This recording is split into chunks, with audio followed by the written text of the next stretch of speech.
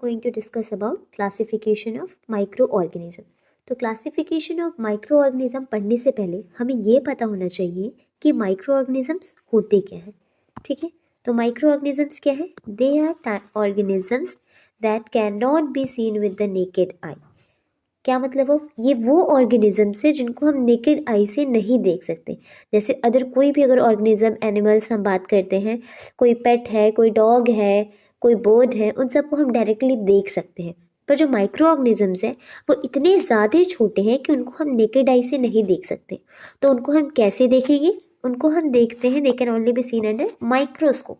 Microscope के through, microscope की help से हम उन्हें देख सकते हैं. तो ये हो गया कि माइक्रो ऑर्गेनिजम्स होते क्या है. अब हम बात करेंगे क्लासिफिकेशन ऑफ माइक्रो ऑर्गेनिज्म के बारे में.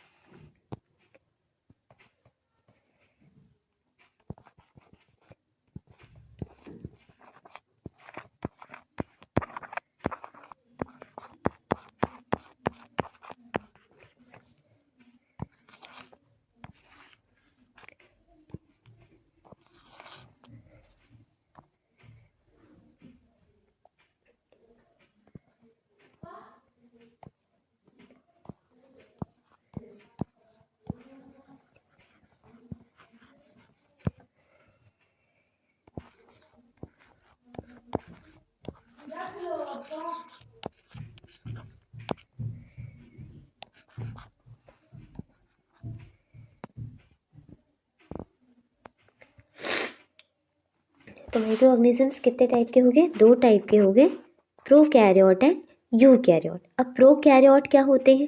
ठीक है, प्रोकैरियोट में कौन से ऑर्गेनिजम्स आते हैं, अब ये देखते हैं. तो प्रोकैरियोट में जो ऑर्गेनिजम्स आता है, जो प्रोकैरियोट का बेस्ट एग्जाम्पल है वो है बैक्टीरिया. बैक्टीरिया के बारे में सबने सुना है. ठीक है, ये है bacteria. Bacteria is the best example of prokaryotic micro organism. और अगर हम यूकैरियोटिक की बात करें तो यूकैरियोटिक में कौन आता है? नंबर 1 पे आएंगे प्रोटिस्टा.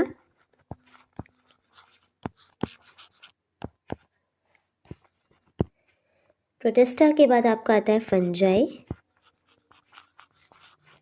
फंजाई के बाद आपका आता है एल्गे. ठीक है, अब इसमें से बात आती है कौन से यूनिसेलुलर है और कौन से मल्टी सेलुलर है. तो जो बैक्टीरिया है वो यूनिसेलुलर है. बैक्टीरिया किस में आता है? बैक्टीरिया जो है वो प्रोकैरियोटिक का एग्जाम्पल है और बैक्टीरिया जो है वो यूनिसेलुलर है. इसको हम कह सकते हैं, सॉरी,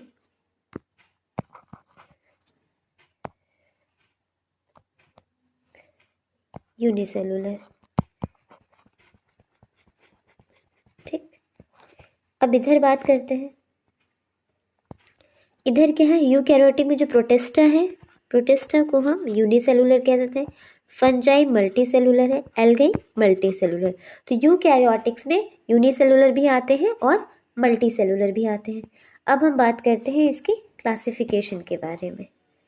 ठीक, अब आते हैं क्लासिफिकेशन में इनकी कैरेक्टरिस्टिक्स के बारे में. तो प्रोकैरियोटिक के क्या कैरेक्टरिस्टिक्स हो गए? इनका स्ट्रक्चर सिंपल होता है. ठीक है, बहुत कॉम्प्लेक्स नहीं होता, बहुत ही सिंपल. जो बैक्टीरिया का स्ट्रक्चर है वही प्रोकैरियोटिक का स्ट्रक्चर है, बहुत सिंपल होता है. इनका न्यूक्लियस प्रोमिनेंट होता है. ठीक, इनका जो साइज है वो बहुत स्मॉल है. जो राइबोसोम्स होते हैं बहुत स्मॉल होते हैं और ये यूनिसेलुलर होते हैं. ये हो गए प्रोकैरियोट. ये कुछ कॉमन फीचर्स हैं, ऐसे बहुत सारे फीचर्स हैं इनके. अब हम बात करते हैं यूकैरियोट्स के बारे में. यूकैरियोट क्या है? इनका स्ट्रक्चर बहुत कॉम्प्लेक्स होता है क्योंकि यूकैरियोट से कॉम्प्लेक्स ऑर्गेनिज्म है, तो जो स्ट्रक्चर होगा वो भी बहुत कॉम्प्लेक्स होगा. न्यूक्लियस कैसा है? प्रोमिनेंट न्यूक्लियस है. साइज इनका लार्ज साइज है. राइबोसोम्स हमें पता है यूकैरियोटिक में 2 टाइप ऑफ राइबोसोम्स होते हैं, लार्ज राइबोसोम्स होते हैं. ये यूनिसेलुलर भी होते हैं, मल्टी सेलुलर, जो कि अभी हमने देखा है कि protista unicellular, fungi and algae multi cellular. अब जो इनके ऑर्गेनेल्स होते हैं वो मेम्ब्रेन बाउंड ऑर्गेनेल्स होते हैं. मेम्ब्रेन बाउंड ऑर्गेनेल्स कहने का मतलब है कि जैसे जितने भी ऑर्गेनेल्स होते हैं, फॉर एग्जांपल अगर हम न्यूक्लियस ही ले लें तो ये क्या है? मान लो ये न्यूक्लियस है. ठीक है, अब न्यूक्लियस डायरेक्ट नहीं प्रेजेंट होगा साइड में, ये न्यूक्लियर मेम्ब्रेन में प्रेजेंट होगा. तो ये जो ऑर्गेनेल था वो मेम्ब्रेन बाउंड ऑर्गेनेल्स है. ठीक है, तो जितने ऑर्गेनेल्स हैं वो मेम्ब्रेन बाउंड ऑर्गेनेल्स हैं, मेम्ब्रेन के अंदर प्रेजेंट होते हैं यूकैरियोट्स में. जहाँ क्या है, अगर हम प्रोकैरियोटिक की बात करें तो उसमें जो डीएनए है वो, अगर ये मान लो स्ट्रक्चर है सेल का, दिस इज द साइटोप्लाज्म, अगर हम इसको साइटोप्लाज्म कह रहे हैं तो इसमें ये ऐसे ही बड़ा होता है जेनेटिक मटेरियल। ठीक, तो ये हो गई कि दोनों में क्या क्या डिफरेंसेस हैं। अब कुछ ऐसी कैरेक्टरिस्टिक्स हैं जो कि प्रोकैरियोट्स में भी है और यूकैरियोट्स में है। तो वो ऐसी कौन सी कैरेक्टरिस्टिक्स है जो दोनों में है? उसमें नंबर 1 पे आएगा कि कंटेन डीएनए। ठीक है, कंटेन डीएनए, दोनों ही डीएनए कंटेन करते हैं। नंबर 2 पे क्या आएगा? कंटेन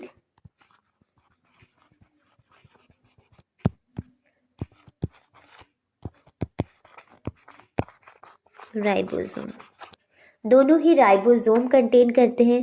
ठीक, नंबर 3 पे क्या आएगा? दोनों के पास सेल मेम्ब्रेन है। ठीक है, सेल मेम्ब्रेन प्रेजेंट है। दोनों ही प्रोकैरियोट और यूकैरियोटिक दोनों ऑर्गेनिजम्स के पास सेल मेम्ब्रेन होता है। और नंबर 4 जो बहुत ही कॉमन है जिसमें ऑर्गेनिज्म प्रेजेंट होगा, कि दोनों के पास साइटोप्लाज्म प्रेजेंट है। साइटोप्लाज्म में जो अदर ऑर्गेनिल्स होते हैं वो प्रेजेंट होते हैं।